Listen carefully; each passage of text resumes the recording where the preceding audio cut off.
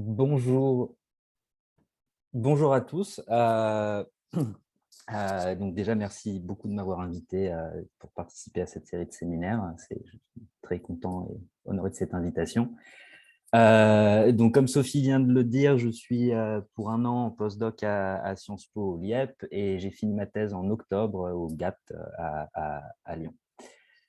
Donc, le papier que je vais vous présenter aujourd'hui, Transport Policies and Income Segregation in Cities, donc qui traite effectivement des politiques de transport urbain et de leur impact sur les inégalités à la fois spatiales et en termes de redistribution, en termes de welfare dans les villes. Donc, le point de départ de ce travail et la motivation derrière ce travail, c'est que c'est qu'on a besoin de transformer les infrastructures et les modes de transport pour se déplacer, pour passer à des modes de transport plus verts.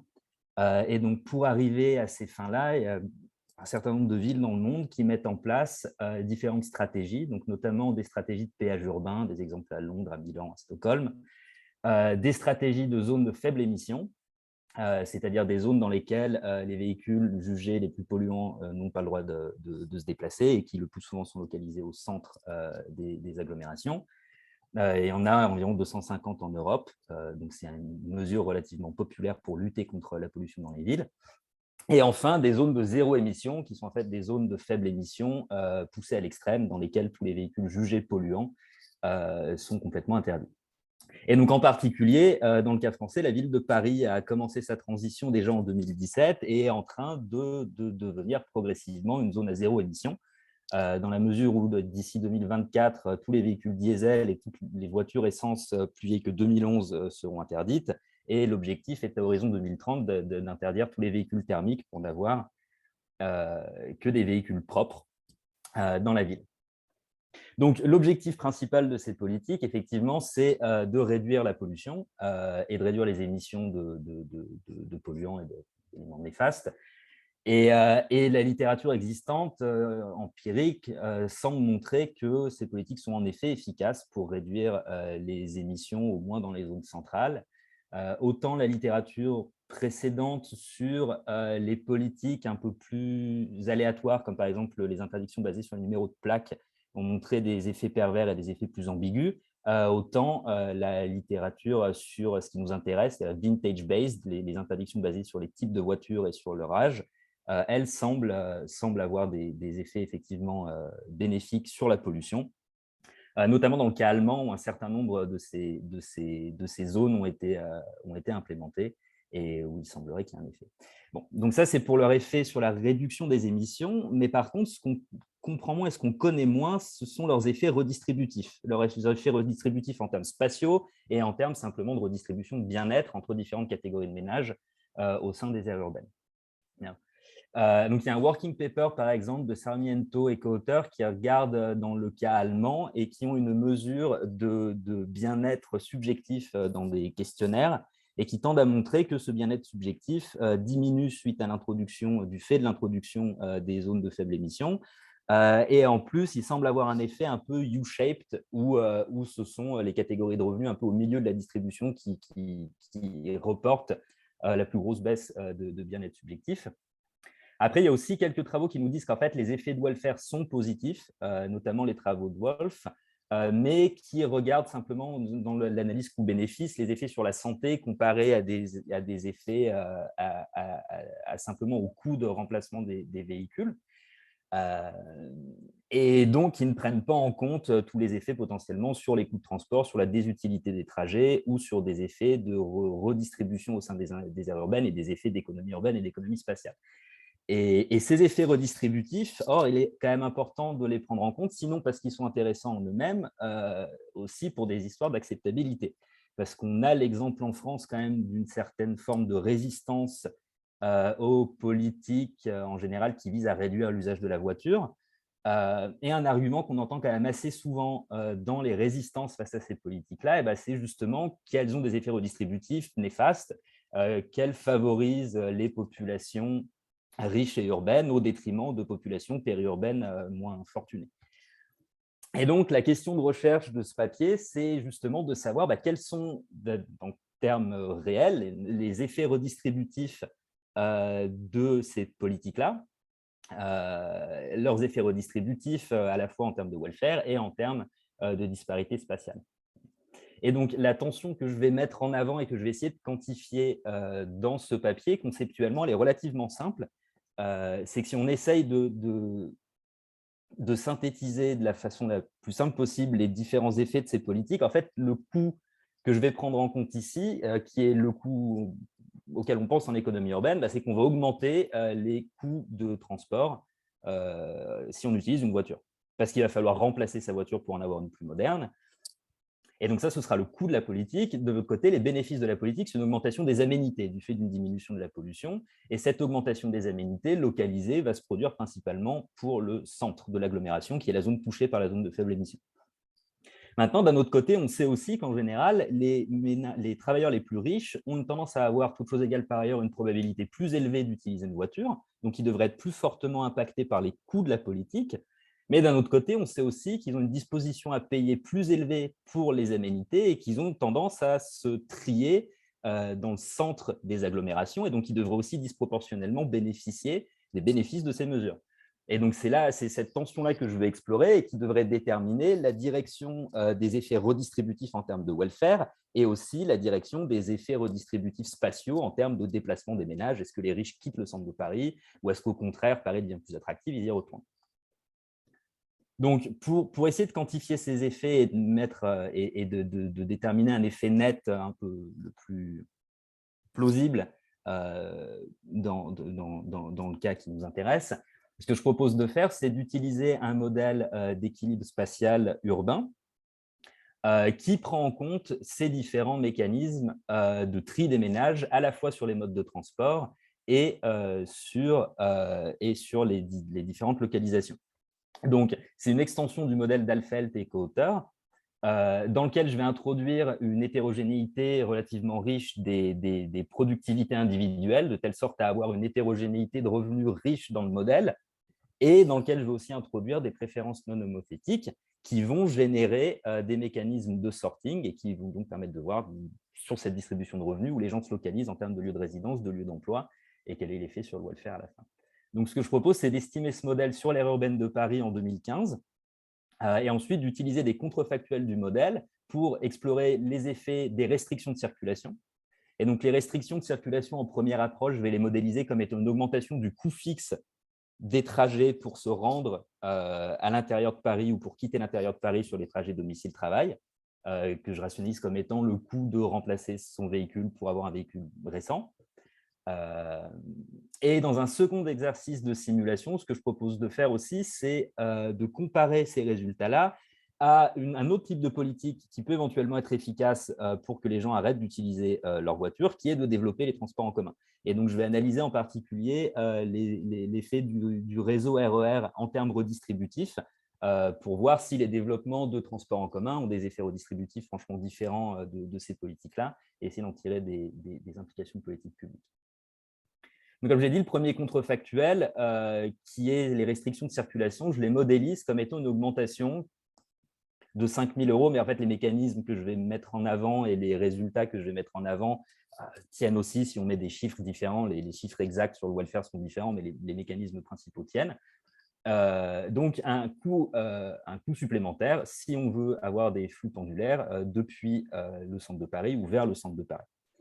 Donc, qu'est-ce que ça représente 5 000 € de coût annuel? Alors, soit on peut voir ça comme étant simplement une taxe pour rentrer dans la ville de 21 € par jour sur 240 jours ouvrés, ou soit le coût, disons, de 25 000 € amorti sur 5 ans d'acheter une nouvelle voiture électrique flambante. Donc, les résultats de ces exercices, alors déjà, premièrement, on a une réduction de l'utilisation de la voiture de l'ordre de 10% dans l'aire urbaine au total et de l'ordre de 15% dans Paris, ce qui correspondrait, si on multiplie ça par la part des émissions de particules fines responsables au trafic routier, à 5 et quelques pourcents de réduction des émissions et qui est dans la fourchette de ce qui est estimé dans la littérature pour les politiques existantes. Et donc, c'est un peu rassurant sur la magnitude des effets que prédit le modèle sur cette dimension-là. Maintenant, pour ce qui est des effets redistributifs et des inégalités spatiales, en fait, ça dépend de manière cruciale de comment la diminution de la pollution au centre-ville est perçue comme une augmentation des aménités, quand ça se traduit par une vraie augmentation des aménités et de la qualité de vie au centre de Paris. Donc, s'il n'y a pas d'augmentation de la qualité de vie et qu'on s'intéresse exclusivement au coût de la politique sur les coûts de trajet, et on se retrouve avec des effets de welfare qui sont négatifs, qui sont négatifs pour tout le monde. C'est pas surprenant, on ne prend que le coût de la politique, et des effets de welfare qui sont négatifs et qui sont effectivement en forme de U, ce qui se rationalise dans le modèle par le fait que, comme on regarde des effets de welfare relatifs en pourcentage, pour les populations les plus pauvres qui de toute façon n'utilisent pas la voiture, l'effet n'est pas hyper fort. Pour les populations les plus riches, 5 000 € par an, c'est pas énorme, mais par contre, ce sont les populations qui ont une forte probabilité d'utiliser la voiture et qui ont quand même un budget un peu plus contraint, qui, eux, en pâtissent le plus. Maintenant, sur ce qui est des inégalités spatiales, si on ne regarde que le coût de la politique, en fait, on rend l'intérieur de la zone moins attractive, et donc on a un effet de diminution de l'inégalité entre le centre de Paris et la périphérie, simplement du fait que le centre de Paris devient moins attractif.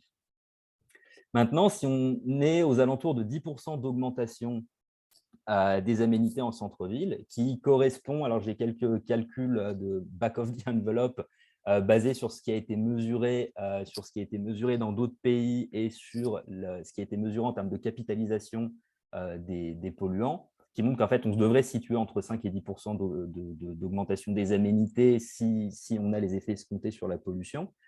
Et bien là, on a des effets redistributifs, effectivement, qui sont en faveur des ménages les plus riches. Et on a, pour le coup, là, une augmentation de l'attractivité du centre-ville au détriment de la périphérie. Donc, en fait, on augmente les inégalités en termes de revenus des résidents entre le centre de l'agglomération et la périphérie.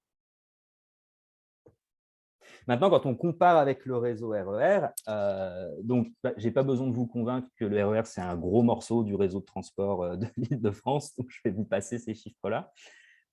Et là, en fait, on a des effets qui sont opposés. Donc, il n'y a pas franchement d'effet sur les inégalités spatiales, parce que le modèle ne prédit pas d'effet net et fort sur les inégalités spatiales, mais par contre, des effets de welfare qui sont positifs et qui sont positifs sur toute la distribution de revenus et qui sont plus intenses pour les ménages les plus pauvres. Et de manière intéressante, le modèle prédit que la réduction par rapport à un niveau, s'il n'y avait pas de RER, de l'utilisation de la voiture, est aux alentours de 12%, donc ce qui est en fait ce qu'on attend à peu près de la zone de zéro émission. Donc, en fait, la conclusion en termes de politique publique du papier, du coup, ce serait de dire qu'il semblerait qu'il y a vraiment des effets redistributifs et que donc, soit développer les transports en commun, soit mettre en place des mécanismes compensatoires, serait peut-être une bonne idée pour essayer d'améliorer l'acceptabilité de ces politiques.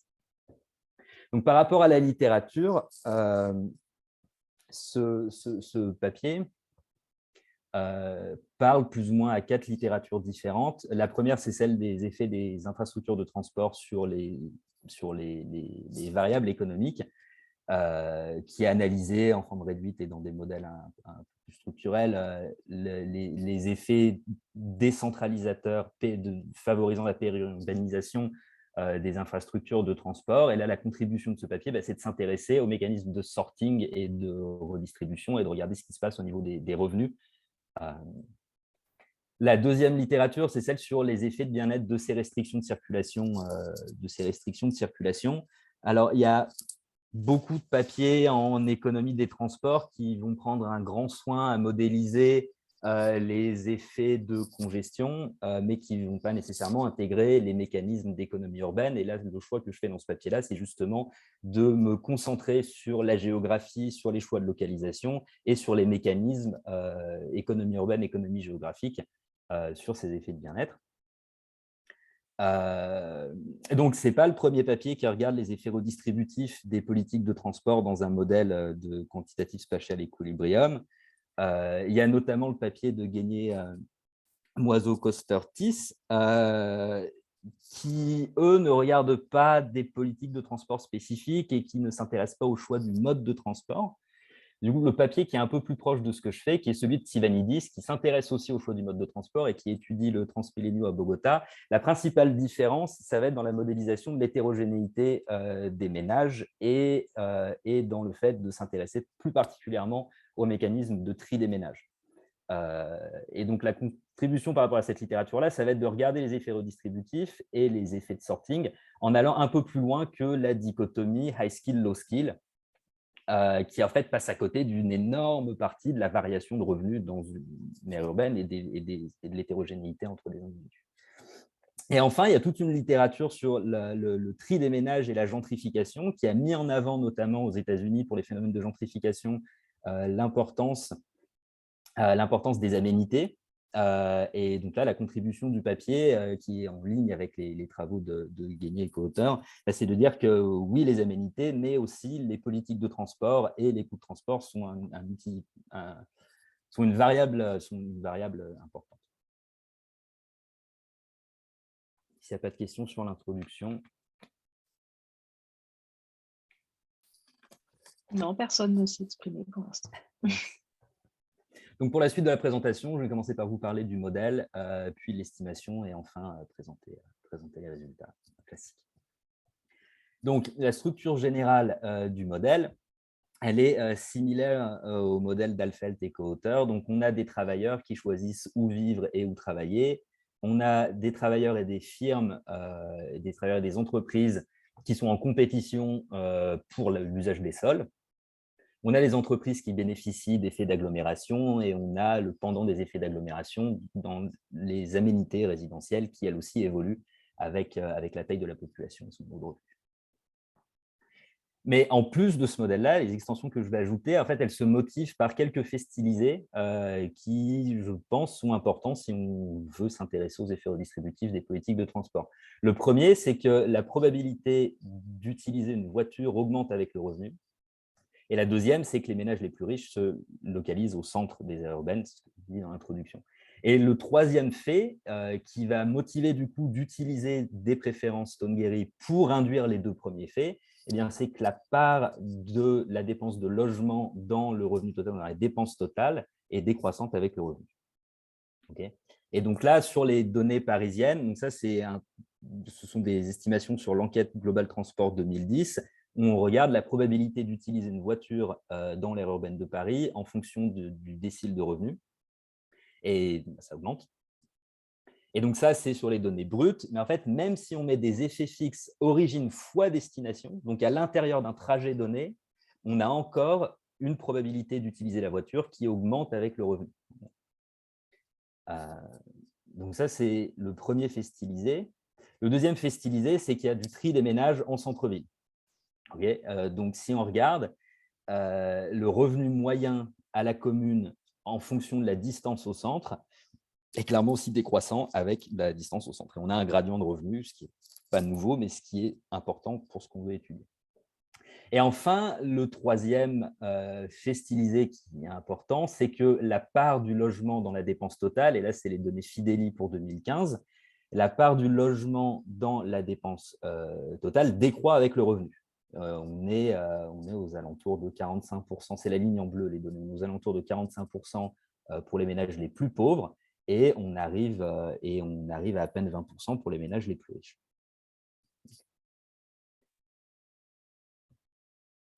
Et donc, ce que je propose dans le modèle pour faire face et pour intégrer ces faits stylisés-là, c'est de prendre en compte le choix des modes de transport et l'hétérogénéité des travailleurs et d'avoir ces préférences Stonegary qui vont permettre de capturer ce sorting à la fois sur le choix du mode de transport et sur l'hétérogénéité et sur le choix de localisation.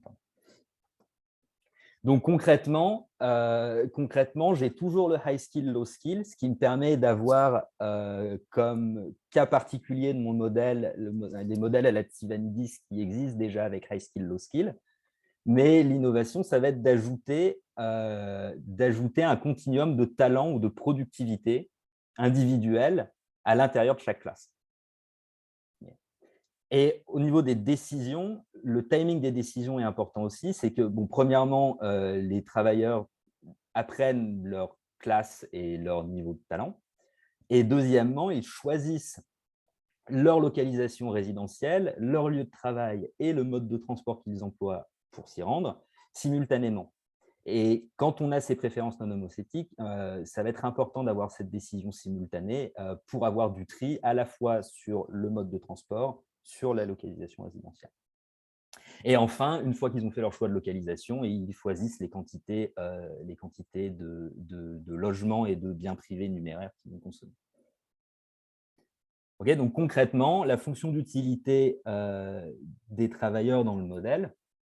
Donc, si on travaille en J, qu'on vit en I et qu'on utilise le mode M et qu'on est le travailleur N, on va avoir une utilité qui va être une Cobb-Douglas entre la consommation de biens privés X, la consommation de floor space, donc la consommation de mètres carrés de logement F, et là, c'est là que ça ne devient plus une Cobb-Douglas, mais que ça devient une Stoney-Gary, et on va ajouter ce paramètre-là qui est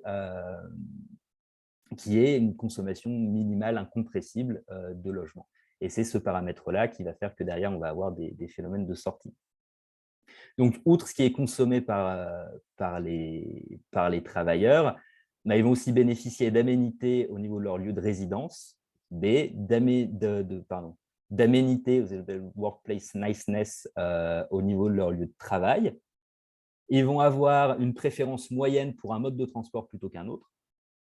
Et enfin, une désutilité du temps de trajet. Et au final, un terme idiosyncratique de préférence individuelle. OK.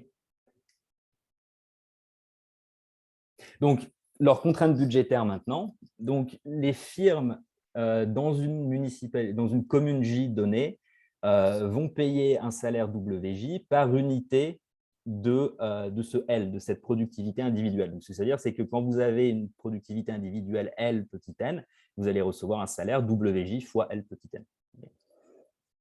Ensuite, en reprenant la notation d'Alfelt, les loyers sont notés Q. Et donc, le reste de la contrainte budgétaire, ça va être les loyers par mètre carré fois la quantité de mètres carrés consommés, la consommation de biens numéraires et le coût monétaire du transport. Donc, on a les deux. On a un coût en termes d'utilité et un coût monétaire.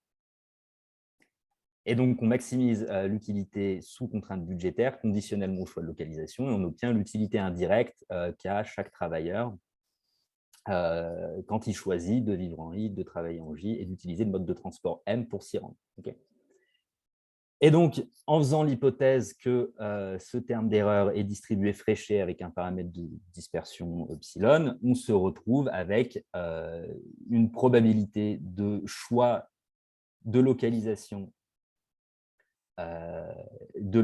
résidentielle et lieu de travail et mode de travail simultané, la décision se fait sur les trois en même temps, qui a cette forme-là.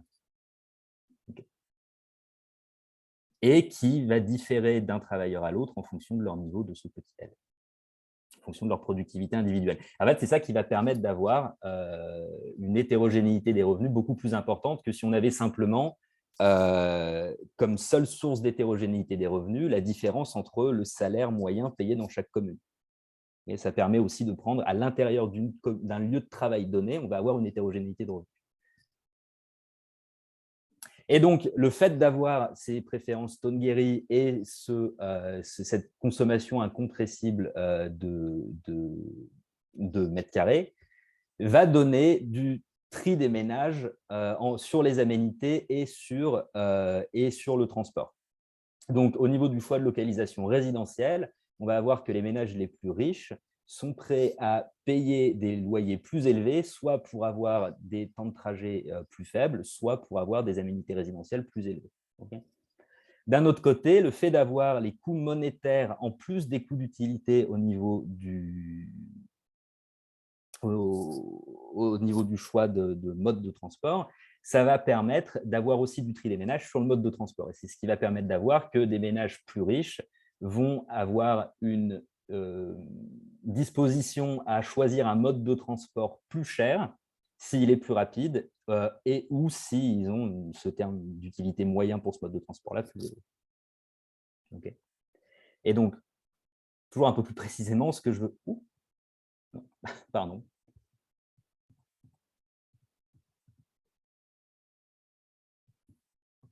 Donc, ce que je veux dire par là, c'est en termes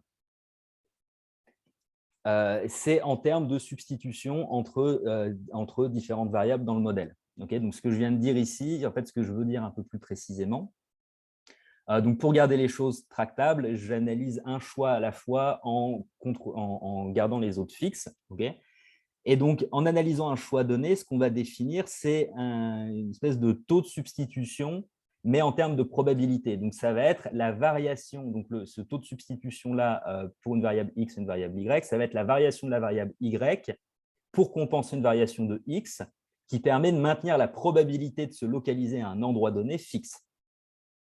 Donc, c'est un peu l'équivalent dans les modèles d'économie urbaine classiques ou dans les modèles d'économie publique avec tri des ménages, des single crossing conditions sur l'utilité indirecte. Seulement là, au lieu d'être sur l'utilité indirecte, on est sur des isoprobabilités. Et donc, quand cette quantité-là augmente avec le revenu, ça veut dire que si on a une augmentation de X, les ménages les plus riches vont avoir besoin d'une plus grande compensation en termes de Y. Et pour des histoires de temps, je ne vais peut-être pas les montrer pour chacun des différents choix. OK, donc ça, c'est pour les choix des ménages. Maintenant, pour ce qui est de fermer le modèle, donc c'est beaucoup plus classique. Les entreprises utilisent du floor space et des travailleurs comme un input dans une fonction qui neste une CES à l'intérieur d'une Cobb-Douglas. Donc, on a Cobb-Douglas entre quantité de travail et quantité de floor space, de mètres carrés de bâti utilisés. Et ensuite, le travail va être une CES entre les high skills et les low skills. Et à l'intérieur de ces high skills, low skills, c'est la somme de tous les talents L qui vont être offerts par les travailleurs dans une municipalité donnée. Ensuite, sur le marché du logement, donc le terrain est fixe et les développeurs choisissent la quantité de capital à investir pour bâtir des mètres carrés de bâti, avec une fonction comme Douglas avec des rendements d'échelle constants. Et donc, le marché est à l'équilibre quand l'offre de logement est égale à la demande à la fois de la part des firmes et des résidents.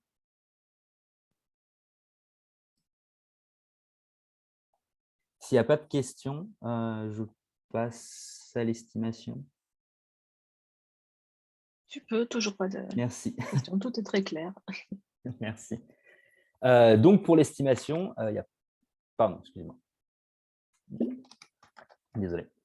Donc, pour l'estimation, il y a quelques paramètres du modèle que je vais calibrer basés sur la littérature ou sur des agrégats. Donc, notamment la fonction de production des firmes.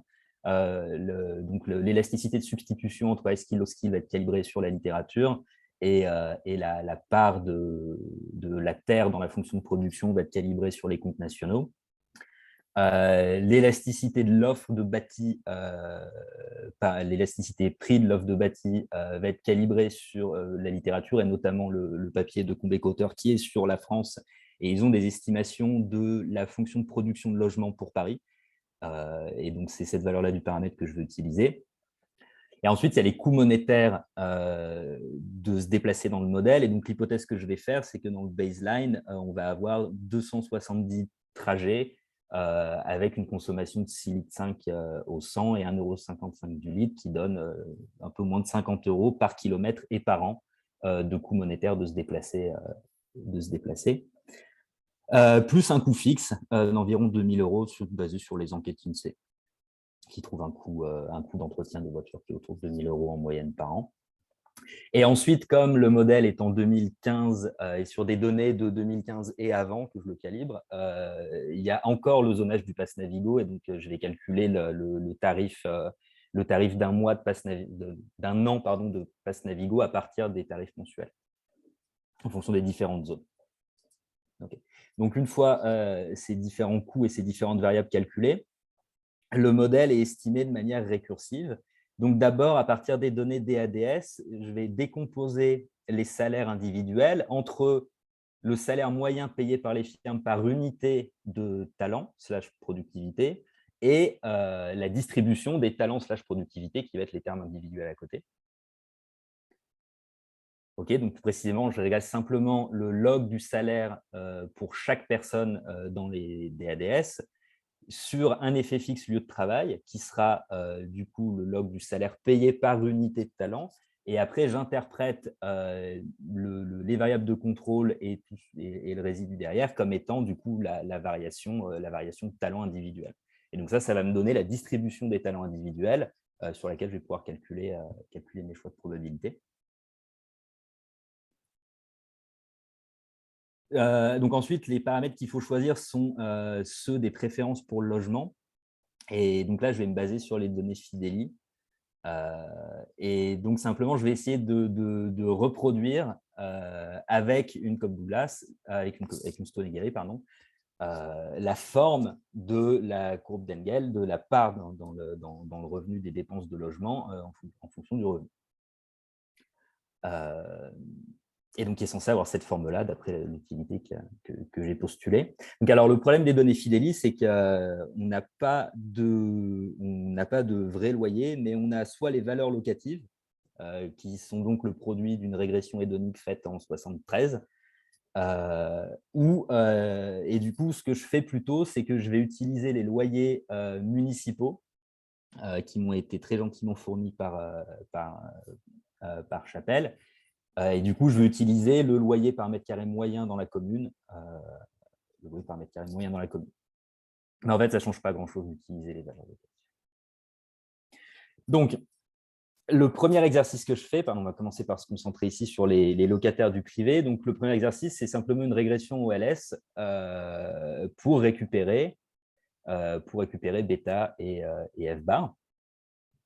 Donc, les paramètres qu'on obtient, c'est ça. Donc, on a une quantité minimale de logements autour de 16 mètres carrés et on a un paramètre de demande élastique par-dessus cette quantité-là, environ 0,2. Maintenant, il pourrait y avoir un premier problème dans cette identification-là, c'est qu'il pourrait y avoir des variables géographiques qui se retrouveront à la fois corrélées avec ce ratio salaire-loyer et sur lesquelles les ménages pourraient se trier. Et donc, je regarde en reproduisant la même régression, mais ce coup-ci avec des effets fixes à la parcelle. Et en fait, ça ne change pas grand-chose. Et à la fin, on a une erreur de mesure sur le ratio loyer-revenu, parce que ce sont des loyers moyens à la commune. Et donc, on pourrait penser que c'est un problème. Si on fait confiance au modèle et qu'on se dit que le modèle est bien spécifié et que la forme de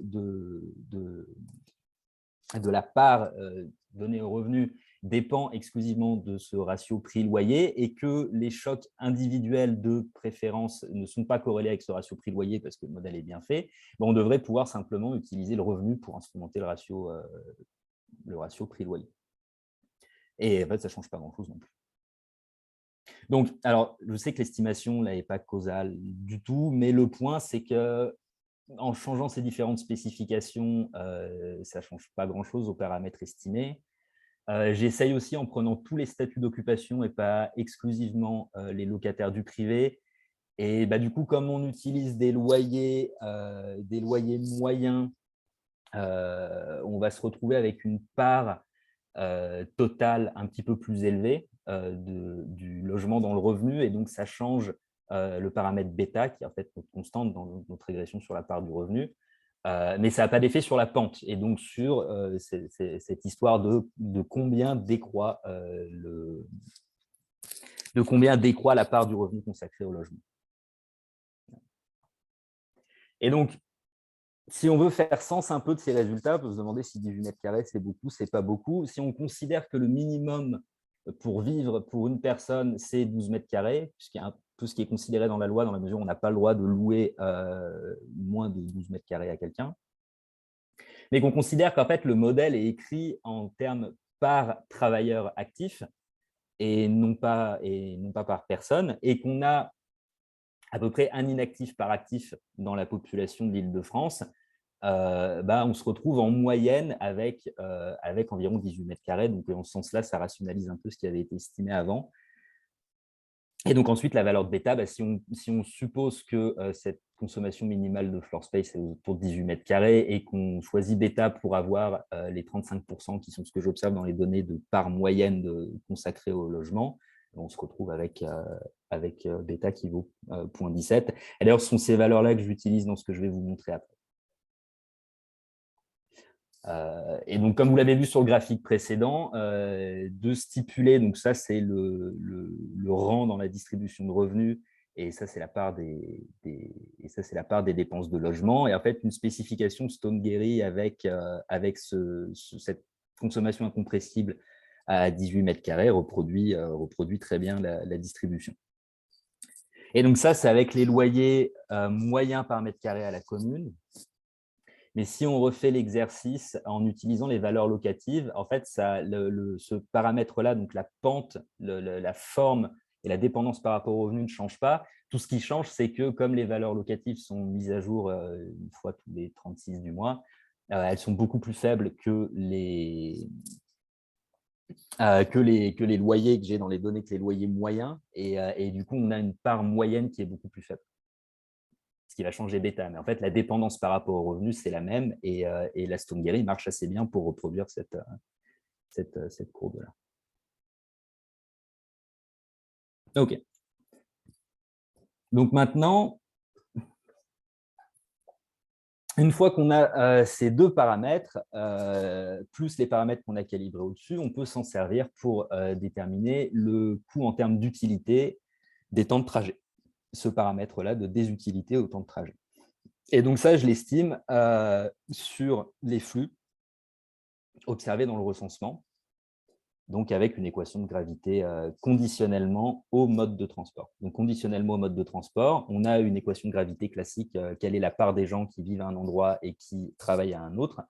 Et donc c'est avec cette équation-là que je vais estimer ces paramètres-là. Et donc pour cette estimation-là, j'utilise les données du recensement. J'utilise les données du recensement dans lesquelles on a… j'utilise les données du recensement. Les temps de trajet, je les calcule avec le package R5R et les données de transport en commun parisien et la description OpenStreetMap du réseau routier pour calculer les temps de trajet en voiture et ou en transport en commun.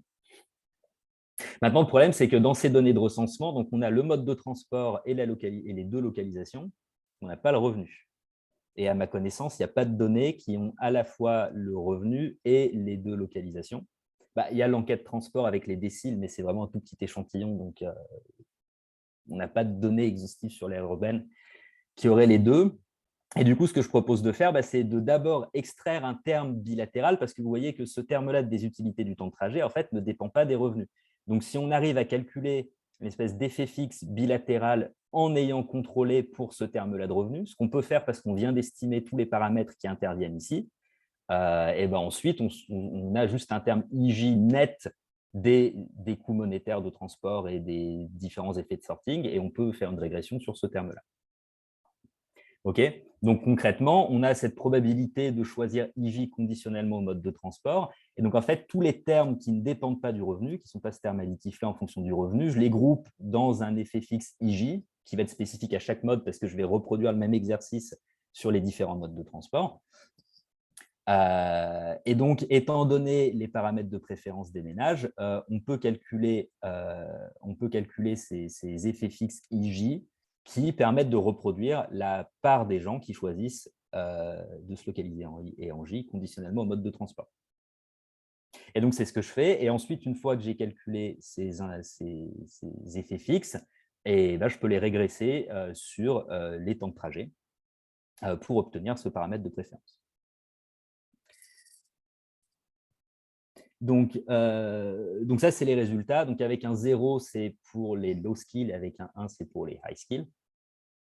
Donc, voilà les paramètres qu'on obtient qui sont pas choquants au regard de ce qui existe dans la littérature sur le point de vue de la désutilité des temps de trajet. Et donc, comme les temps de trajet sont potentiellement endogènes, parce que les infrastructures sont souvent investies dans les zones où il y a beaucoup de demandes et du coup, on pourrait s'attendre à un problème d'endogénéité. Et comme aussi, il y a toujours un problème d'erreur de mesure quand on regarde des temps de trajet moyens entre communes au lieu d'individualiser les décisions. Je fais ce qui est assez classique dans la littérature et qui est d'instrumenter les temps de trajet avec la distance euclidienne. Et donc, c'est l'intérêt de regarder le choix de lieu de travail, lieu de résidence conditionnellement au mode de transport, c'est que dans chacune des régressions, on n'a qu'un seul temps de trajet, et donc on peut utiliser la distance euclidienne comme instrument. Alors que si on essayait de directement regarder le choix de mode de transport, par exemple, et ben là, on se retrouverait avec les deux distances, et donc on ne pourrait pas instrumenter avec la distance euclidienne parce qu'il n'y en a qu'une. Et donc, bien que le modèle soit estimé, ces paramètres-là soient estimés conditionnellement au mode de transport, on vérifie quand même que la probabilité d'utiliser la voiture en fonction du ratio entre le temps de trajet en voiture et en transport en commun, et bien que la probabilité prédite et la probabilité dans les données marchent relativement bien. Et donc, cet exercice de validation, je le fais sur l'enquête globale transport. Et ça marche plutôt bien, donc c'est assez rassurant.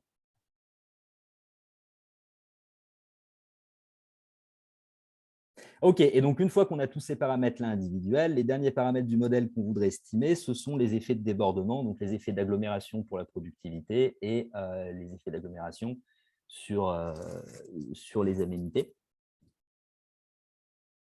Et donc, à partir des données observées et de ces différents paramètres, on peut recalculer du coup le biais en faveur des high skills dans la CES. On peut recalculer la total factor productivity pour chaque commune. Et je calcule les aménités résidentielles, les aménités au lieu de travail et la préférence moyenne pour utiliser la voiture, de telle sorte à matcher parfaitement le total des revenus au lieu de résidence, le total des revenus au lieu de travail, pardon, ici au lieu de travail, ici au lieu de résidence, et la part totale dans toute la population de gens qui utilisent une voiture. Et donc, une fois qu'on a ces fondamentaux du modèle, pour estimer les effets d'agglomération, donc là, je vous présente l'équation pour les aménités, pour la productivité, mais on a la même pour les aménités. Et donc, une fois qu'on a cette productivité, ce qu'on aimerait faire, du coup, donc, je fais l'hypothèse que la forme des effets d'agglomération est similaire à ce qu'on a dans le modèle d'Alfeld. Donc, on a un premier paramètre qui est l'effet d'agglomération et on a un deuxième paramètre qui est la décroissance avec la distance des effets d'agglomération. Et donc, ça, c'est la densité de travailleurs autour d'une municipalité I donnée. Donc, ce qu'on voudrait faire, c'est faire cette régression. Maintenant, le problème, c'est qu'on a cette productivité résiduelle qui, par construction, va être corrélée avec les choix de localisation et donc avec la densité de travailleurs. Pardon. Donc, on a un problème d'endogénéité. Et donc, ce que je fais ici, pour tenter de le résoudre, c'est d'utiliser une méthode qui a été proposée par Allen et Arkolakis, qui est des instruments basés sur le modèle. OK. Donc, en fait, je vais prendre le problème à l'envers. Je vais commencer par parler des instruments un peu spatiaux qu'on pourrait avoir envie d'utiliser. Donc, mettons qu'on ait des variables exogènes.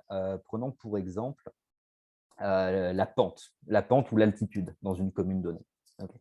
Donc, l'idée, c'est qu'on pourrait avoir envie d'utiliser la pente dans un rayon de 20 à 30 km ou l'altitude dans un rayon de 20 à 30 km autour de la commune en contrôlant pour sa propre altitude comme un instrument pour les populations à 20-30 km de la commune. Avec du coup cette idée que le fait d'être entouré de montagnes devrait avoir un effet sur votre productivité simplement parce que comme vous êtes entouré de montagnes, vous êtes entouré de personnes. Donc, c'est l'idée derrière ces instruments spatiaux qui ont déjà été utilisés dans la littérature. Et donc, ces instruments spatiaux, on pourrait les construire en faisant des donuts autour d'une commune et en calculant la valeur moyenne de l'altitude et d'autres variables exogènes et en les utilisant directement comme instruments. Mais maintenant, l'idée des model-based instruments, qui sont là, à la Allen et Arkolakis, c'est de se dire, ouais, mais en fait, c'est une façon qui est peut-être un petit peu plus efficace d'agréger ces différentes variables exogènes distantes pour s'en servir comme instrument pour la densité de travailleurs, et ben, c'est d'utiliser la structure du modèle qui est censée être très efficace à prédire la distribution des densités de travailleurs dans l'aire urbaine. Et donc, c'est exactement l'idée. Donc, d'abord, on régresse la productivité sur un jeu de variables exogènes pour chaque commune. On se sert de la partie prédite par ces variables exogènes pour simuler le modèle, basé sur ces variables exogènes avec des valeurs arbitraires de ρ et de lambda. Et ensuite, on utilise les valeurs prédites par le modèle de densité de population comme instrument, en contrôlant pour ma propre valeur de l'altitude, par exemple.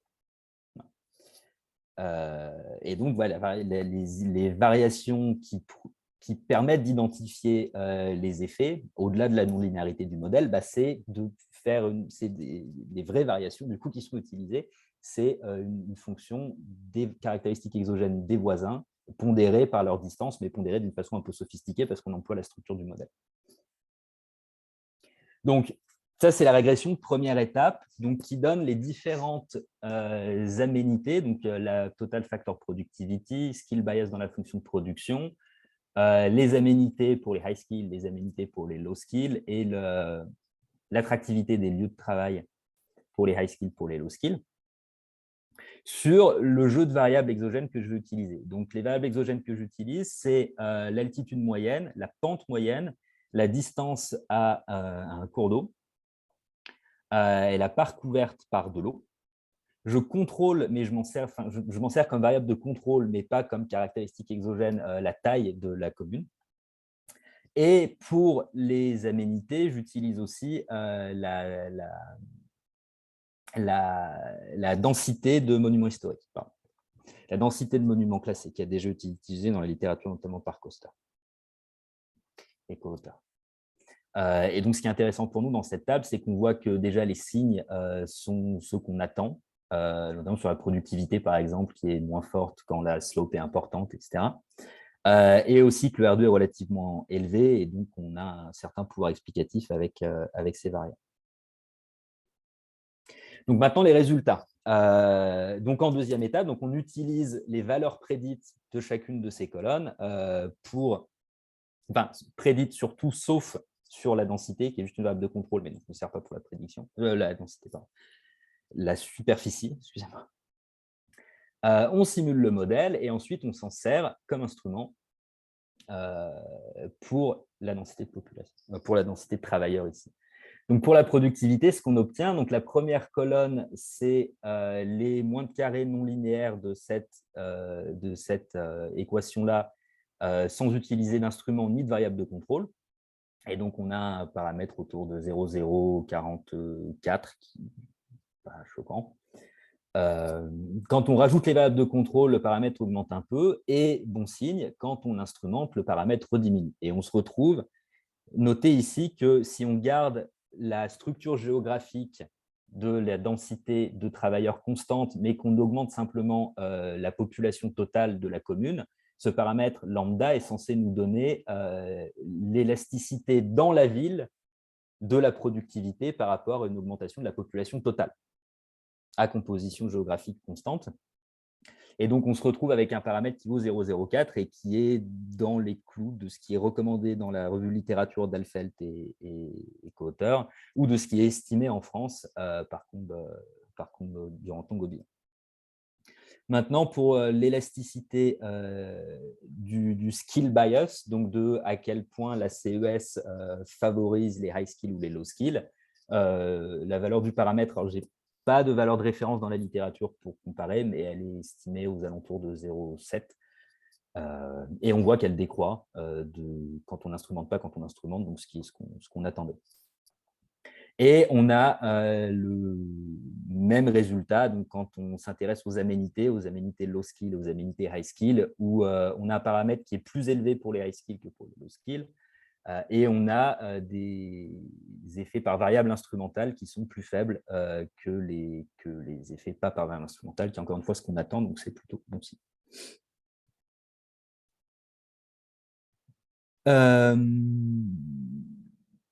Et donc, oui, je fais aussi l'estimation en forme réduite, mais je ne vais pas m'y attarder. Par contre, ce qui est intéressant pour les aménités, du coup, pour voir si… Parce que les aménités, fondamentalement, c'est les résidus du modèle. C'est une fois qu'on a contrôlé pour toutes nos variables et pour tous nos paramètres, l'effet fixe qu'il nous faut pour arriver à prédire le total de revenus résidentiels dans une commune donnée. Et donc, on peut se demander ces aménités qui, dans ces modèles-là, ont tendance à avoir un fort pouvoir explicatif en termes des choix de localisation? Est-ce que c'est parce que le modèle capture rien et que du coup, ces résidus-là capturent tout? Ou est-ce que c'est parce qu'on mesure vraiment des aménités? Et donc, pour vérifier un peu ça, je prends une liste d'aménités observées dans la base permanente des équipements et je régresse ces aménités tirées du modèle sur les aménités observées. Et donc, ce qu'on a, c'est qu'il y a une corrélation qui est quand même assez forte entre les aménités du modèle et c'est la poignée de variables que j'ai sortie de la base permanente des équipements. Donc, ça, c'est intéressant. Et la deuxième chose aussi, c'est qu'une fois qu'on contrôle, ces aménités-là, elles sont censées être endogènes. Et une fois qu'on contrôle par les aménités endogènes qu'on peut prédire avec nos paramètres d'agglomération, et ben on voit que l'augmentation entre juste les aménités endogènes ou aménités endogènes et ces quelques variables de contrôle, l'augmentation du R2 n'est pas énorme. Et donc, ça veut dire que nos aménités endogènes du modèle capturent bien une grosse partie de la corrélation entre les aménités observées et les aménités totales du modèle. Et donc, on voit par exemple, là, pour les low skills, que les cours de tennis étaient positifs et significatifs et qu'une fois qu'on contrôle par l'indice d'aménité endogène prédit par nos effets d'agglomération, là, et ben, ça ne l'est plus. Donc, c'est plutôt bon signe qu'on a les aménités du modèle ont l'air de capturer vraiment des aménités.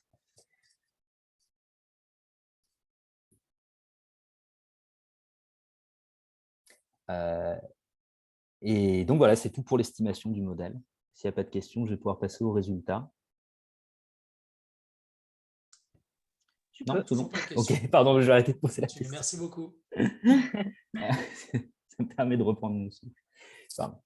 Et donc, avant de parler des résultats à proprement parler, je veux vous convaincre que le modèle arrive à fitter les différentes variables observées. Donc, premièrement, les revenus moyens, qui sont quand même ce qui m'intéresse pour mes histoires de prix des ménages. Donc, le log du revenu moyen à la commune. Donc là, chaque point est une commune entre le baseline et les données. Donc, on voit qu'on a une corrélation relativement forte. Le modèle ne capture pas un écart entre communes des revenus aussi élevé que ce qu'on observe dans les données, et ça se voit sur ces densités là en dessous, mais on a quand même un fit qui est relativement élevé. Et il est intéressant de noter qu'en fait, le modèle ne peut pas capturer parfaitement les revenus moyens, parce que quand je calibre, pardon, je remonte un petit peu,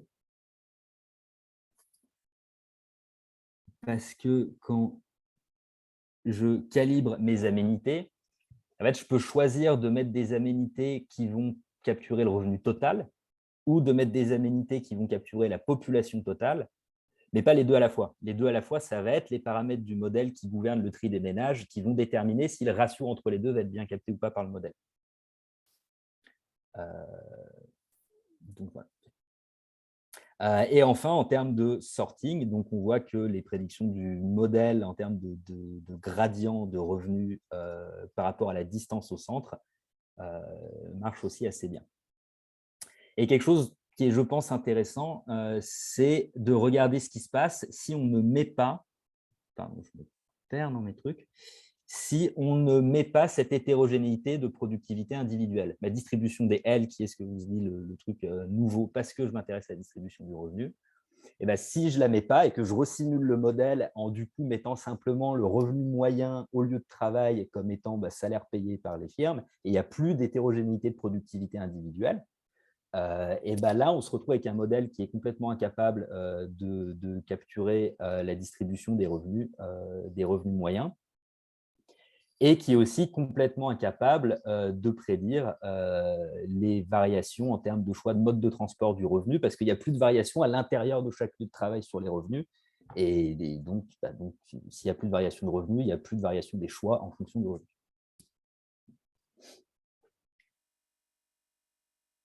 OK. Donc maintenant, enfin, les résultats en termes de contrefactuel. Donc, le premier contrefactuel, c'est d'augmenter les coûts de commuting de 5 000 € par an depuis Paris, les mettre dans le modèle. Le reste est comme ça a été estimé, on simule et on regarde la différence entre les deux. Donc, Descartes. Donc, on voit que si on ne prend en compte que le coût, là, il n'y a rien qui se passe sur la pollution. Et ben, on se retrouve avec une baisse de l'attractivité de Paris, qui fait qu'il y a des travailleurs qui s'en vont, les revenus moyens décroissent dans Paris et se reportent dans la plus ou moins proche banlieue. Du coup, les loyers diminuent à l'intérieur de Paris. Maintenant, en termes du coup de ségrégation, si on essaie de mettre des chiffres dessus, comment ça se traduit? Donc, ça diminue. Donc, ça, c'est les inégalités entre le centre et la périphérie que je mesure comme étant les inégalités entre 0 et 5 km du premier arrondissement de Paris. Donc, là, Paris. Et entre 10 et 20 km, donc la proche banlieue. Donc ça, c'est la dernière colonne. Donc, c'est la différence de revenus moyens entre le centre de l'agglomération et la couronne autour. Et donc ça, si on prend en compte que les coûts de la politique, et cet écart-là diminue parce que l'attractivité du centre de Paris diminue. Mais par contre, après, il ne se passe pas grand-chose sur la ségrégation totale, ici que je mesure comme étant le ratio entre l'écart type de revenus between municipalities, entre communes, et l'écart type de revenus total dans la distribution des revenus. Et ça ne bouge pas. Okay. Et maintenant, du coup, en termes de welfare, comme je vous disais, donc, comme on a la productivité de chaque individu, on peut calculer pour chaque niveau de productivité un revenu moyen espéré dans l'aire urbaine. Et donc, ça permet de classer la population, sur ces niveaux de productivité-là, qui nous donnent un niveau de revenu dans le baseline. Et donc, on peut regarder sur tout ce continuum-là de revenus dans le baseline, quel est l'effet relatif en termes d'utilité espérée pour ces ménages-là, en termes de welfare. Et donc, en sachant qu'ici, l'utilité espérée, du coup, correspond en fait à une variation relative de consommation numéraire. Donc, en fait, l'interprétation peut être faite en termes de consommation numéraire. Et donc, on a un effet aux alentours de entre 1 et 1,5% en fonction du niveau et qui est U-shaped. Ce qui est assez intéressant parce que ça correspond à ce qu'on avait sur les données subjectives dans le papier. Mais du coup, ces simulations-là, elles ne prennent en compte que les coûts de projet, donc en fait le coût de la politique, mais ne prennent pas en compte les bénéfices. Donc, augmentation de la qualité de l'air, etc. Bon, alors, je n'ai pas de mesure de ces effets-là, mais par contre, ce que je peux faire, c'est tester différents scénarios. Et donc, ce que je propose de faire, c'est de faire différentes simulations du modèle en faisant l'hypothèse que ça va augmenter les aménités au centre de 5%, 10%, 15%, et de regarder ce qui se passe quand les aménités au centre augmentent avec toujours cet effet sur le coût des transports. Et donc là, en termes de welfare, ce qu'on obtient, c'est ça. Donc ça, c'est notre baseline qu'on a vu juste avant. Donc, la courbe en rouge, c'est si on a un effet sur les aménités de l'ordre de 5%. La courbe en verte, c'est si l'effet est de l'ordre de 10%, et après, si l'effet est de l'ordre de 15%. Et donc, en fait, ce qu'on voit, c'est quand les effets d'aménité commencent à compenser les effets coûts monétaires des temps de trajet, enfin des trajets, pardon, et ça commence pour le haut de la distribution de revenus. Et donc, en termes de ce trade-off, oui, mais du coup, les ménages les plus riches bénéficient à la fois plus des aménités, mais pâtissent plus parce qu'ils utilisent plus la voiture. Mais il semblerait, d'après les préférences estimées dans le cadre de ce modèle-là, qu'en fait, au moins pour certaines valeurs de l'augmentation des aménités, c'est l'effet aménité qui domine, jusqu'à ce qu'on arrive à un point où les aménités augmentent tellement, la diminution de la pollution est tellement forte qu'à travers toute la distribution de revenus, l'effet espéré sur le welfare est positif. Donc, c'est ce qu'on a sur la courbe en orange. Donc, et en termes de sorting, du coup, ce qui se passe, c'est que quand on augmente les aménités au centre, très rapidement, on renverse les effets précédents qui étaient une diminution de l'attractivité de la ville pour passer sur une augmentation de l'attractivité du centre de Paris. Et plus on augmente les aménités au centre, et plus en fait on a un tri de ménages de plus en plus riches en centre-ville. Ils sont très contents, il y a moins de pollution. Et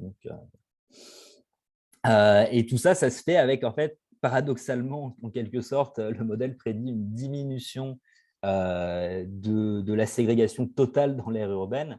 Et en fait, ça vient du fait que ces ménages riches qui se relocalisent au centre de Paris sont censés, d'après le modèle, venir de communes qui étaient déjà riches dans la périphérie de Paris.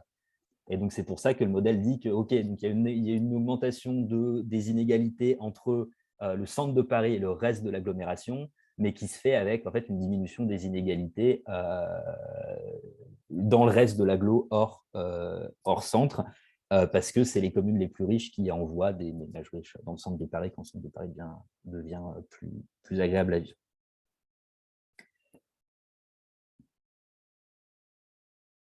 Qu'est-ce qui se passe? Pardon. OK. Et donc, je vous ai dit, bon, 5%, 10%, 15%. Donc, ce qu'on peut se demander, c'est est-ce qu'on peut essayer de faire des calculs un peu de point de nappe pour essayer de donner un ordre de grandeur de ce qu'on pourrait attendre de la politique. Et donc, là, ce que je propose de faire, c'est 2 calculs comme ça, basés sur des estimations de l'effet sur la valeur des logements d'une diminution de la pollution.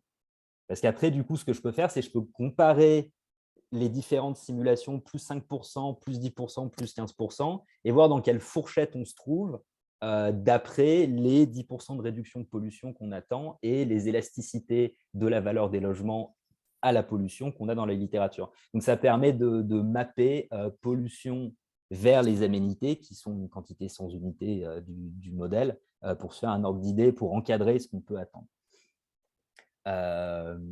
Et donc voilà, donc il y a ce papier qui regarde, qui mesure une élasticité un effet de capitalisation des particules fines. Donc si on multiplie ça par la part des particules fines qui proviennent du transit et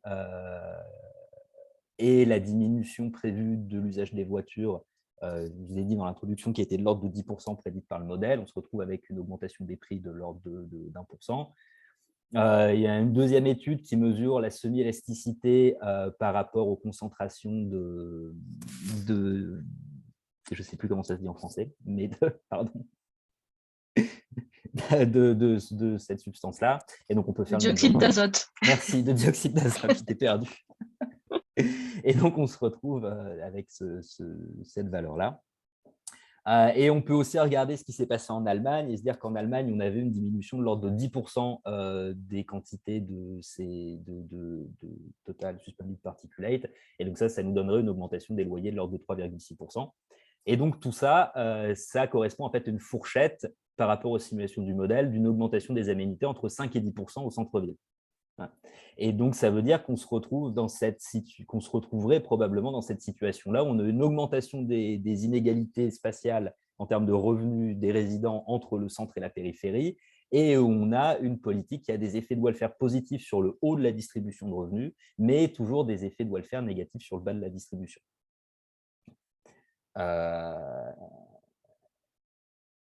Donc ça, c'est pour cette politique-là. Et donc, à titre de comparaison, j'ai aussi fait une simulation en enlevant le réseau de RER. Donc, on enlève le réseau de RER, on prend le baseline, on fait la différence entre les deux, et ça nous donne la contribution du réseau de RER au choix de localisation. Donc, c'est des cartes sur lesquelles je n'ai pas passé beaucoup de temps. Donc, le premier check que je fais, c'est une petite régression un peu diff-and-diff, parce qu'il y a déjà beaucoup de papiers qui sont intéressés au RER, et notamment le papier de Mayer et Trévin, qui ont une spécification de ce genre-là, en diff-and-diff. Et donc là, je regarde la différence prédite par le modèle. Et donc, on a un effet positif, significatif sur l'emploi d'être connecté au RER, qui est un peu plus faible que ce qu'ils ont dans leur papier. Et on a un effet qui est significatif sur la population. Alors, dans leur papier, ça dépend des spécifications, mais après, il y a d'autres articles qui ont montré qu'il y avait des effets positifs. Donc, l'un dans l'autre, on est, semblerait-il, sur des effets prédits par le modèle qui sont dans le même ordre de grandeur que ce qui a déjà été observé en forme réduite pour ce qui est des effets du RER sur la délocalisation de l'emploi et des populations. Et de manière intéressante, ce qu'on voit, c'est qu'on a une légère de 0,1% augmentation, un léger effet du fait d'être connecté sur les revenus moyens. Et donc, on peut se demander qu'en est-il de la ségrégation.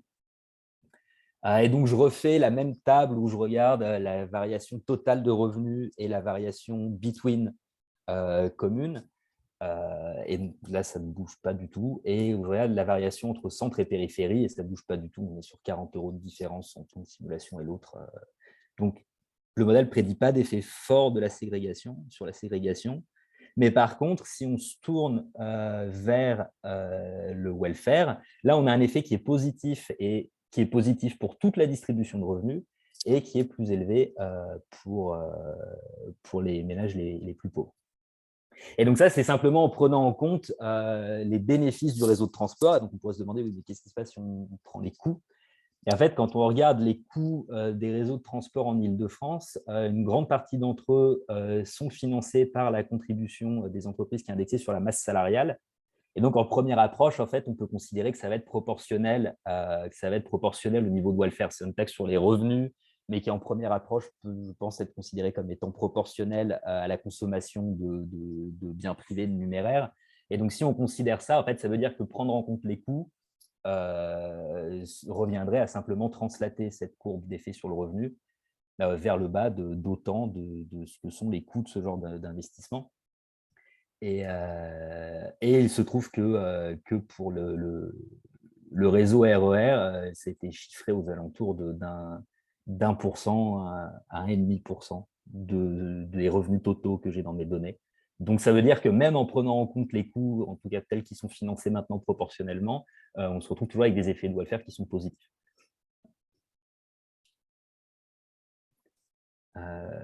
Donc, ce qui m'amène à la conclusion de ce travail, et qui est que du coup, les restrictions de circulation, les zones à faible émission, a priori devraient effectivement augmenter les inégalités entre le cœur et la périphérie et avoir des effets de welfare redistributifs en faveur des plus riches, sauf si les effets sur les aménités deviennent tellement grands que les effets de welfare deviennent positifs pour tout le monde. Et donc, en fait, ce que ça veut dire, ça, c'est que quand on revient à ma question de recherche initiale et au problème d'acceptabilité, c'est qu'il semblerait qu'il y ait quand même quelques bases économiques à ces réticences-là. Et donc, en termes de politique publique, ça semblerait intéressant de mettre en place des mécanismes redistributifs ou alors d'accompagner éventuellement peut-être de développement de réseaux de transport, parce que les réseaux de transport ont tendance à avoir des effets redistributifs dans l'autre sens. Donc, ça pourrait éventuellement être une solution aussi. Et donc, pour les voies futures de travail, déjà de quantifier ces effets sur les aménités et d'avoir une mesure de la valorisation par les ménages franciliens des effets sur la pollution, ça me semble important pour dire des choses un peu plus précises. Et aussi quelque chose que je ne fais pas dans ce travail-là, mais qui je pense pourrait être très intéressant, notamment pour regarder ce qui se passe proche du centre de Paris, c'est de considérer des modes alternatifs de transport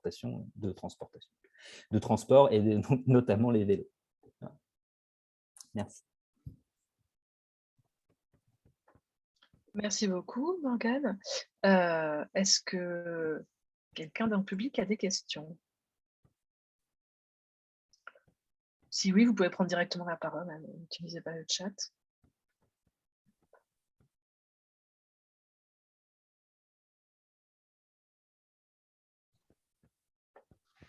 C'est Karl, là. Vous m'entendez? Oui. Oui, on t'entend. Ok, je peux commencer. Oui.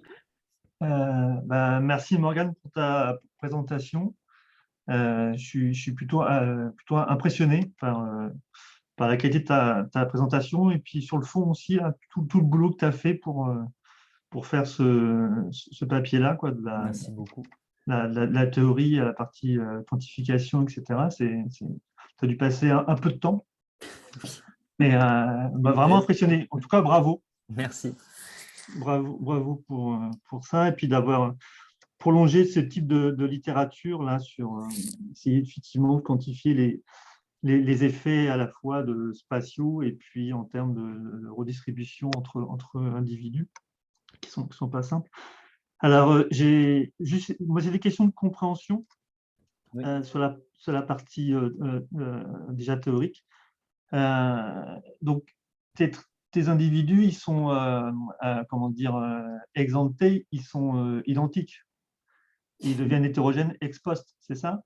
Non, ex ante, ils ont chaque individu dans le modèle Bah, déjà, il y a De type. deux high Ok, skill discours, il y a chacun un des petit L. c'est ça, voilà, d'accord.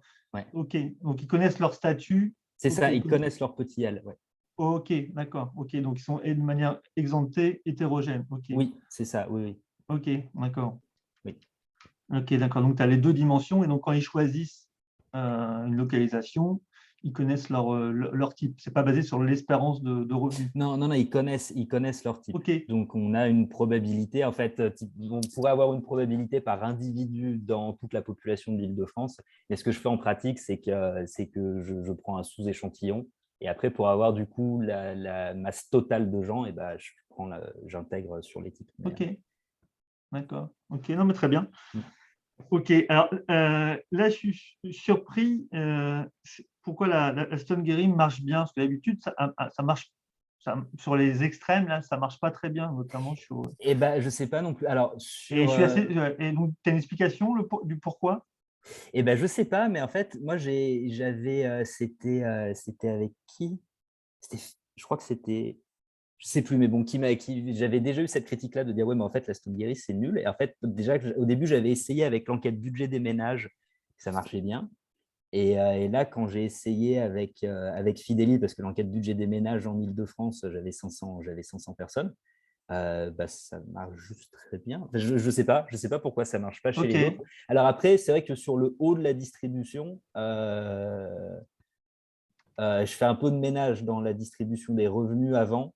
Parce que c'est vrai que comme dans le modèle, j'ai que des emplois au moins mi-temps dans les DADS. Du coup, là, dans les données sur le logement, je considère seulement des gens qui ont un revenu supérieur à, j'ai mis 10 000 € par an. Donc, il y ah a oui, ça d'une part. Et d'autre part ok, aussi, il y a quelques personnes pour qui on se retrouve avec une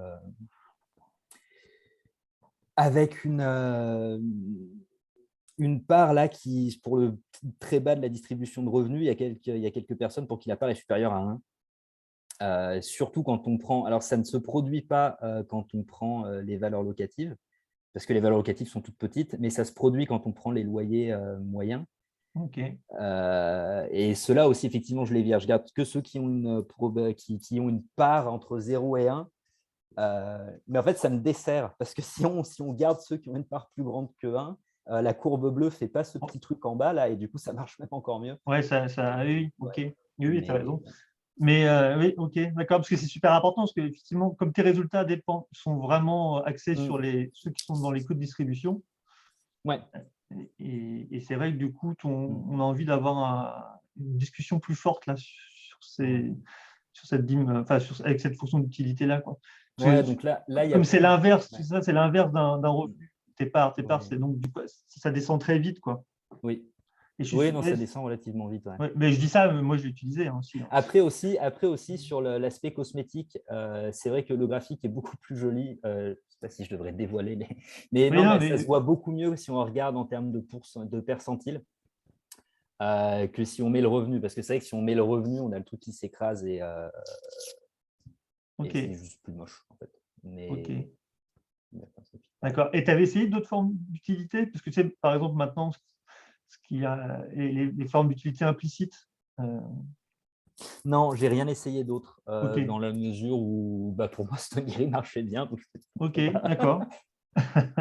Non, mais en tout cas, je pense que enfin, je sais pas où ouais. t'en Non, es. non, mais non, je sais même pas trop ce qui se fait avec ça. C'est que Ok. les autres formes d'utilité, Mais en j'ai tout cas, pas il faudra trop. bien le discuter parce que tes résultats, en tout Ouais. cas quantitatifs, in fine, c'est vraiment sur tes codistributions, ce qui se passe pour les très riches Mm.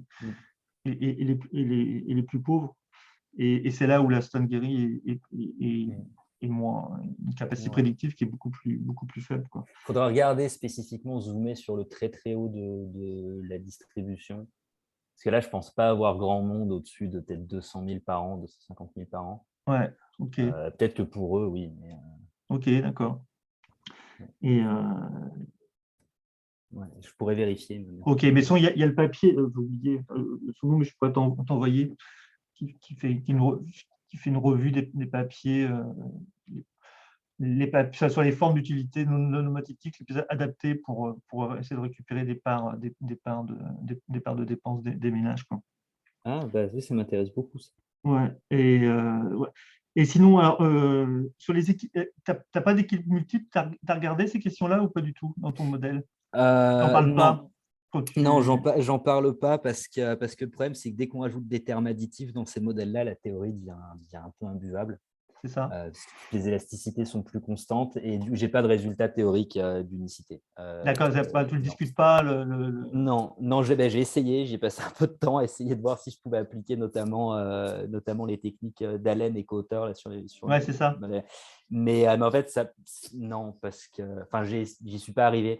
Parce que leur méthode de faire des substitutions pour arriver à mettre le truc dans le bon sens, du moment qu'on a des termes additifs, ça marche plus trop. Et donc, j'ai pas réussi à borner Ouais, c'est ça. j'ai pas trouvé. Donc potentiellement, il y a des… Mais de toute façon, en plus, même en faisant le calcul avec des effets d'agglo aux alentours de 0,4, même si on regarde ce qui a déjà été montré pour les modèles d'alpha plus simples, je pense qu'il n'y aurait pas d'unicité parce que les effets d'agglo sont un peu forts et que dès qu'il y a des effets d'agglo un peu forts, de toute façon… Ouais, c'est ça. Ouais, t'as plus de points fixes. Enfin, Ouais. ouais. Enfin, il y en a, mais il y en a trop.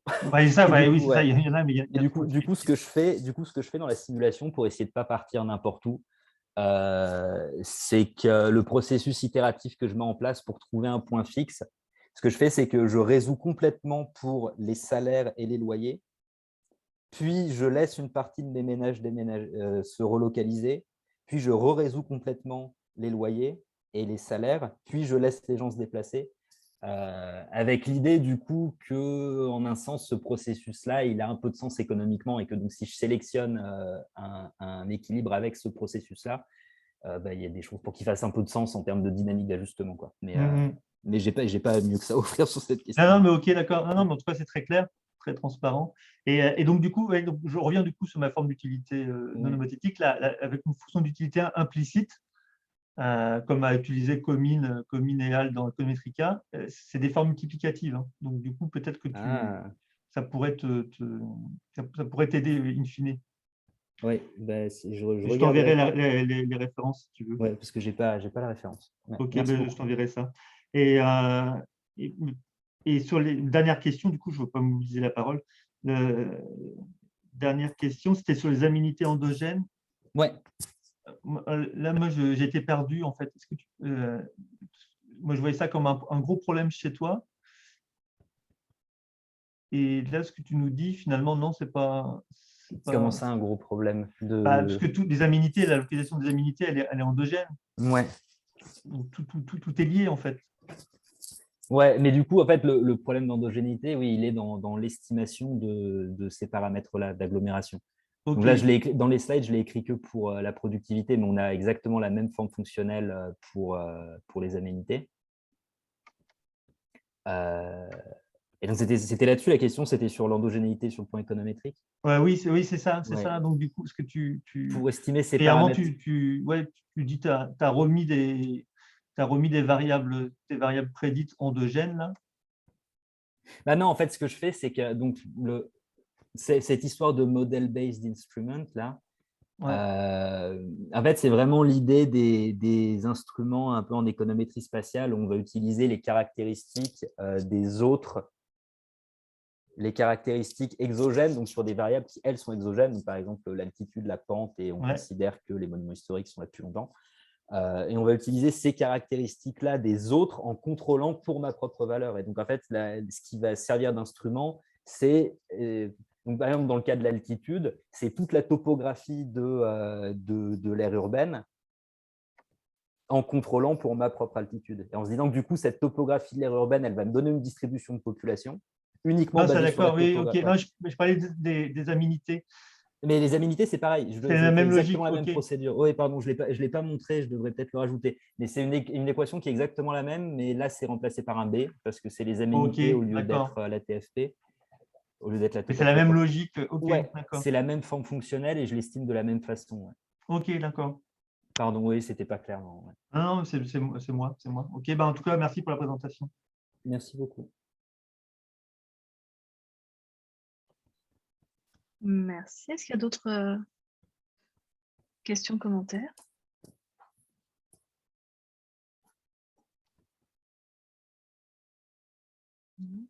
Moi, j'aurais peut-être une question concernant Oui. les effets du zéro voiture. enfin du banning, du ban sur les voitures.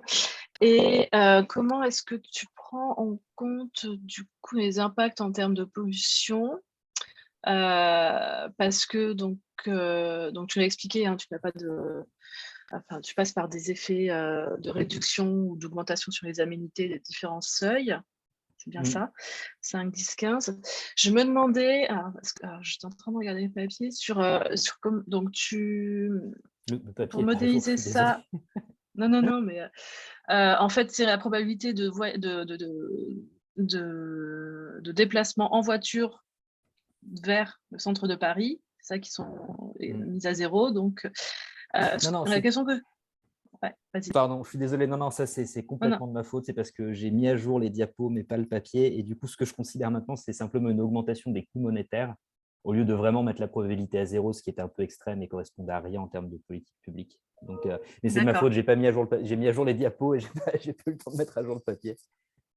Parce que je me demandais en fait si tu capturais des effets de contournement de la zone identifiée, c'est-à-dire que des gens qui déjà par exemple, est-ce que le périph est identifié dans ta zone, enfin tu vois comment ça peut se passer, parce que dans les études et dans les papiers sur le sujet, en fait souvent il y a des effets de contournement. Donc les gens qui traversent pas, qui vont faire le tour, et du coup ça va avoir un impact, et certes une diminution de la pollution que tu captes via tes effets aménités au centre, mais ça peut avoir des effets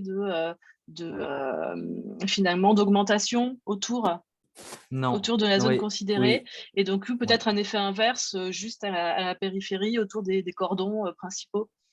Ça, alors, quand je fais mon calcul, non, le périphérique n'est pas pris en compte.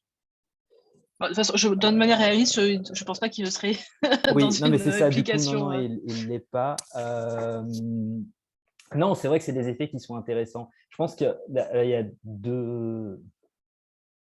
Non, c'est des effets qui sont intéressants. Le problème, c'est que je ne sais pas trop comment je pourrais dire quelque chose dessus dans le cadre du modèle, sans après rentrer dans de la modélisation de congestion endogène. Mais je trouvais que le modèle il y avait déjà suffisamment de trucs qui se passaient dedans.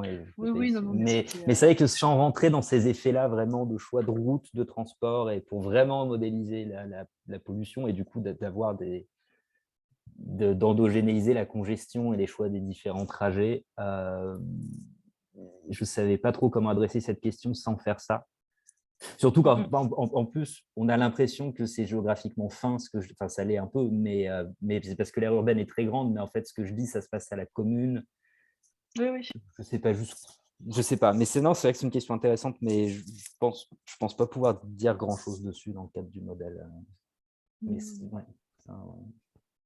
Et après, sur tes extensions, sur évaluer un petit peu plus précisément les effets justement des réductions de pollution, je pense que je pense que ton seuil de 10% pour que ça on passe en effet positif, je pense qu'on peut rapidement on pourrait rapidement y accéder, vu toutes les dernières études, ne serait-ce qu'en termes d'impact sur la santé. Bon, ça serait intéressant d'aller effectivement d'aller un petit peu plus loin, parce que d'arriver à... Effectivement, toutes les conclusions sont plutôt en défaveur de ce genre d'intervention, mais Après, il y a quand même un effet, il y a quand même assez rapidement un effet positif. Donc, les conclusions de mon papier ne sont pas nécessairement défavorables de ces interventions, mais c'est juste de dire, OK, il y a des gens qui se plaignent, et il y a quand même des mécanismes économiques derrière qui justifient un peu le fait qu'ils se plaignent, et du coup, les compenser, ce serait peut-être pas une mauvaise idée, quoi. Mais je vais pas... Oui, non, bien sûr. Est-ce qu'il y a d'autres remarques? Questions?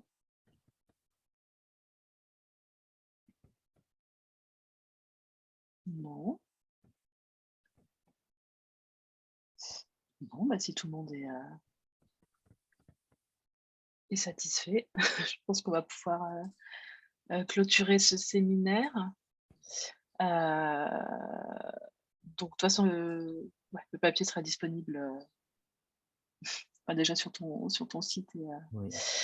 Ok, bah, en tout cas, merci beaucoup pour ta présentation. Je me joins à Car pour dire que voilà, je suis assez impressionnée aussi par Merci beaucoup de l'étendue m'avoir des. invité et pour vos commentaires utiles. Merci. Bah, merci à tout le monde d'avoir assisté.